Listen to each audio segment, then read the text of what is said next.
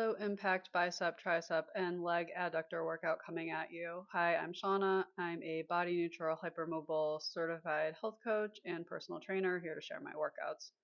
This isn't a full workout video. My goal is to explain to you what I do and why I do it, along with proper form cues so you can choose what you like and what works for your body.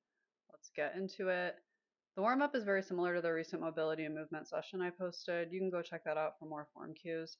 I really like this trio of foam rolling, a little cat cow, and some sun salutations to prep my body for movement in a fairly short amount of time. Remember, exercise can be a shock to our nervous system, so that's part of what a warm up does for us and why we want to ease in.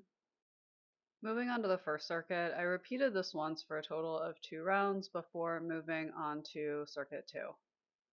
Reverse frog pumps are a great way to target the inside of the legs and glutes at the same time while also providing a stretch by letting gravity do its thing to our knees. Keep the pelvis neutral and squeeze the glutes to activate the lift while gently pressing the bottoms of the feet together to help activate those inner thighs. Do this on the exhale with the core engaged. Release back to the floor on the inhale. Repeat moving with your breath. Have I mentioned that I have a love-hate relationship with plank pose before? It's been the best way for me to work on scapular and core stability without exacerbating issues from my rounded shoulders / ADHD posture issues, but it's plank. Shoulder taps are a great way to build full body stability, work on balance, and gives an added challenge to the triceps. Keep the whole body stiff like a tree and imagine you're in a box trying to push out against it away from the floor, taking up space on all 4 sides. Don't let the low back fall. Imagine you're a pup trying to put its tail between its legs to keep that pelvis locked and safe. Breathe comfortably. Goddess pose squats are another traditional yoga move that I put my own spin on to work for my body. This one is good for ankle mobility and hip and shoulder stability, which are often an issue with ADHD posture. Stand with feet as wide as comfortable, pointing outward as far as comfortable, but still able to balance with arms in a W shape and shoulders engaged. Slide them down the back and lock them there. Inhale and lower into the squat, feeling it in your inner thighs and quads. Exhale up, squeezing the glutes at the top. Repeat, moving with breath. Skandasana slides work similar areas of the body as goddess pose squats, but in different ways, and we're adding in more of a stretch to the hamstrings, which you probably need if your pelvis has an anterior tilt, like many with ADHD posture. Really important not to lock the knees here. Wear a brace to prevent that if necessary. As ankle mobility increases, the anchor leg will allow the foot to settle flat on the floor. Until then, don't force the heel of the foot down. Balls of the feet work. Inhale to one side and exhale to the other. Oh, and make sure the anchor leg knee doesn't cave inward. I like to gently lean into it. Moving on to the second circuit, I also repeated this once for a total of 2 rounds. Incline push-ups are another great case of using plank position to build full body stability while also honing in on something else, this time the chest, biceps, triceps, and serratus anterior. Box out like suggested with shoulder taps to stay engaged through the body.